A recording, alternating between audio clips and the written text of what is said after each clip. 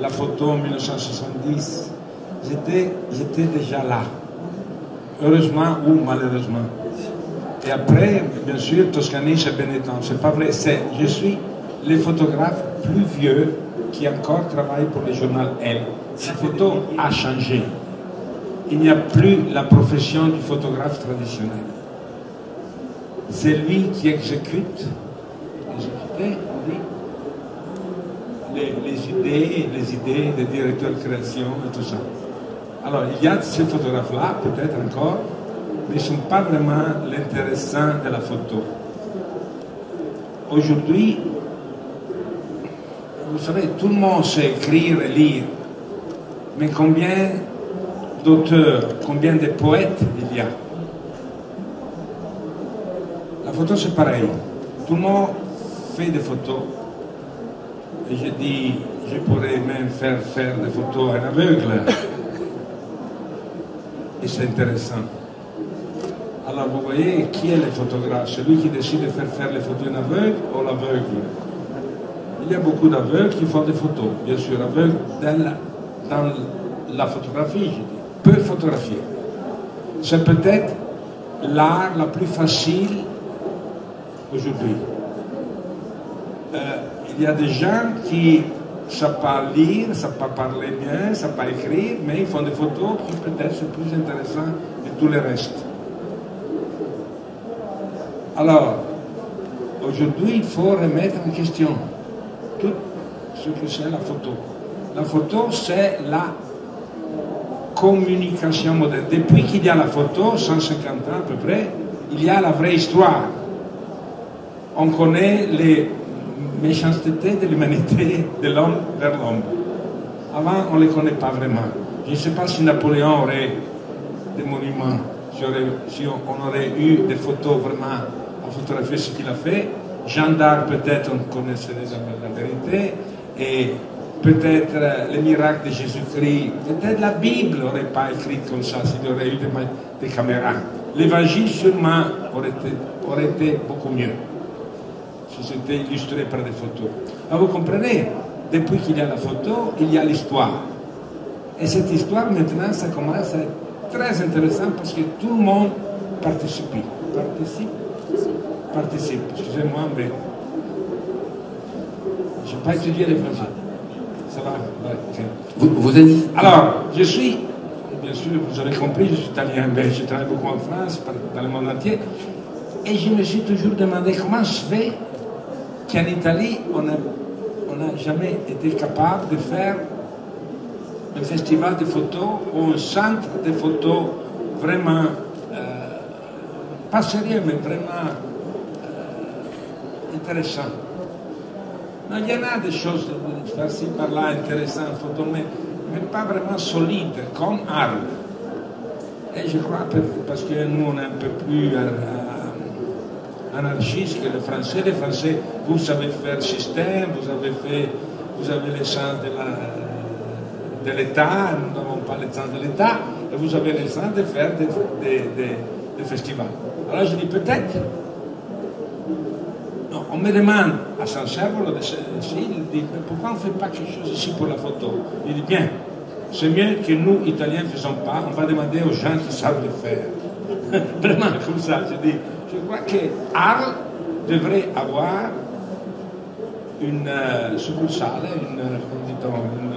une antenne italienne.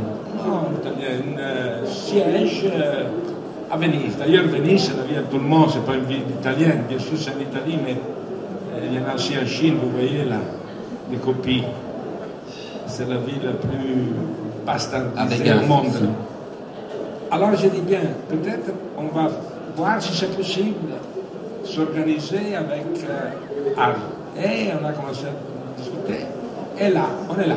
Et on va le faire. La photographie, c'est un drôle de moyen. C'est tout le monde qui fait photo dit oui, moi, c'est pas si bon. Même les photographes professionnels comme moi, on se demande toujours, mais est-ce que j'ai assez de talent? Est-ce que je suis... Tous les photographes, surtout professionnels, se devraient demander s'ils ont assez de culture, talent, capacité, intelligence d'être ceux qui transmettent le passé au futur. Parce qu'aujourd'hui, on connaît l'histoire parce qu'on voit des photos. Et le photographe, c'est le témoin de son temps et c'est celui qui va passer les images de son moment au futur. Le grand-père va être ricordato. Souvenir. On va se souvenir du grand-père avec sa dernière photo. Ça, c'est le grand-père. On ne pense jamais au grand-père quand la photo quand il avait 20 ans qu'il sautait sur grand-mère. Non, c'est toujours le grand-père, c'est toujours la vieille photo. Mais c'est la photo. Aujourd'hui, on est ce qu'on est en photo. Il ne faut pas aller chez les psychiatres pour savoir, connaître votre personnalité. Ouvrez votre carte d'identité, regardez cette photo-là, vous êtes exactement ce que vous êtes dans cette photo. C'est pour ça qu'une personne s'aime. Alors, la photo prend une saveur et une importance particulière. Moi, j'ai fait des workshops, ça s'appelle Never Ending Photo Masterclass, et j'amène avec moi un psychiatre. Parce que le photographe fait la photo et après on discute pourquoi il photographie comme ça, pourquoi il fait la photo d'une certaine façon. Pourquoi il voit de ces côtés-là? Pourquoi il se conforme à copier, par exemple? Parce qu'il n'a pas aucun respect pour ça de soi-même. Je crois qu'il faut donner le respect de soi-même pour bien photographier. Il faut, de certains moments, avoir confiance en soi-même et se rendre compte qu'on est unique. Et en photo, ça c'est très, très important. Maintenant, bien sûr, tout le monde a fait des photos. Essayez maintenant avec votre téléphone, là, caméra photo, faire une mauvaise photo. Ça, c'est le thème. Faites une mauvaise photo. Vous n'êtes pas capable, c'est impossible. Essayez. Mais si vous voulez faire une belle photo, alors il faut le mannequin, il faut tout ça. Vous faites une mauvaise photo d'une chose belle.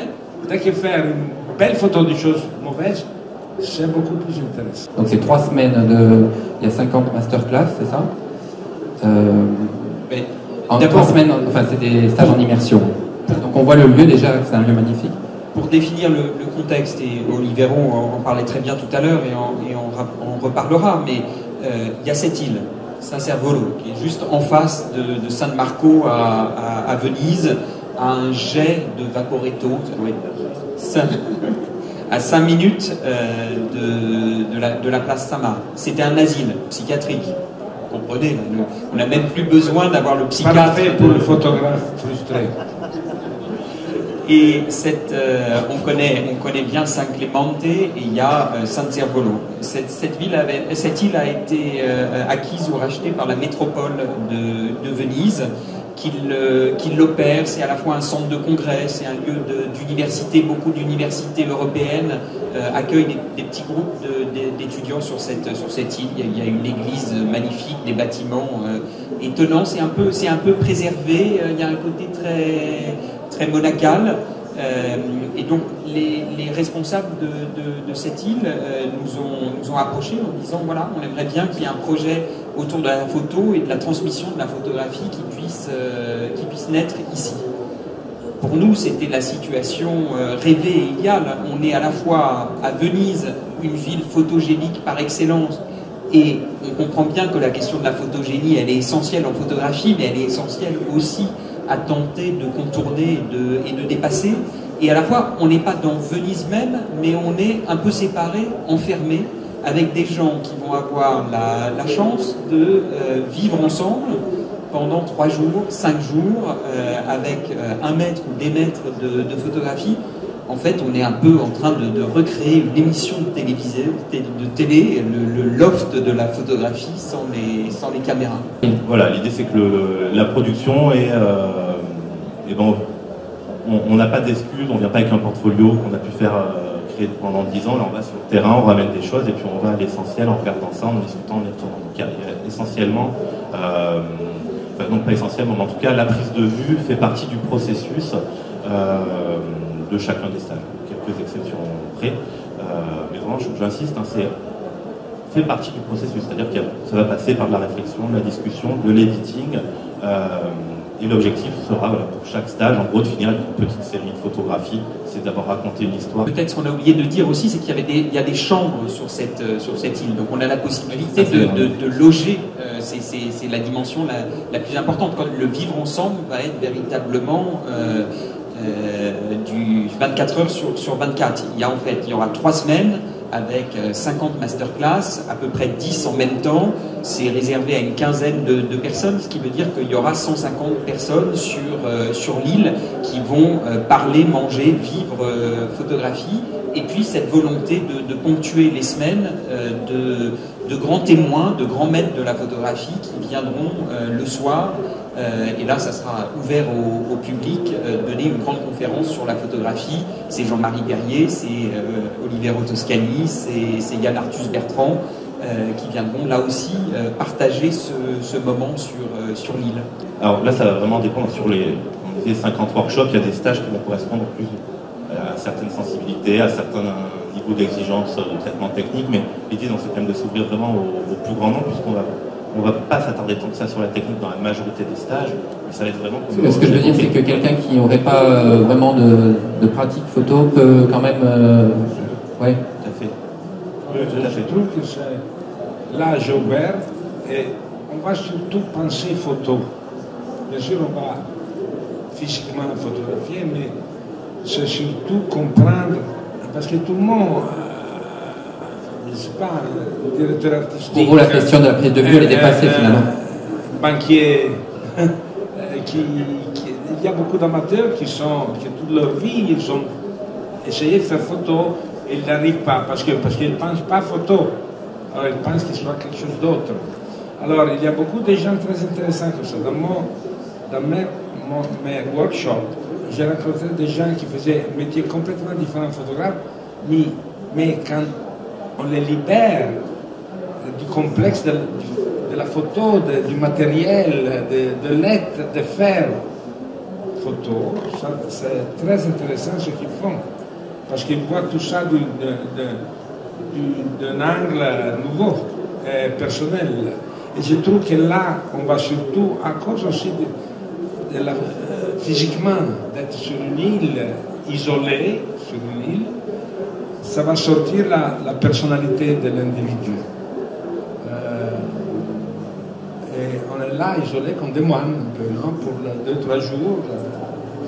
Et ça peut être très intéressant, la chose.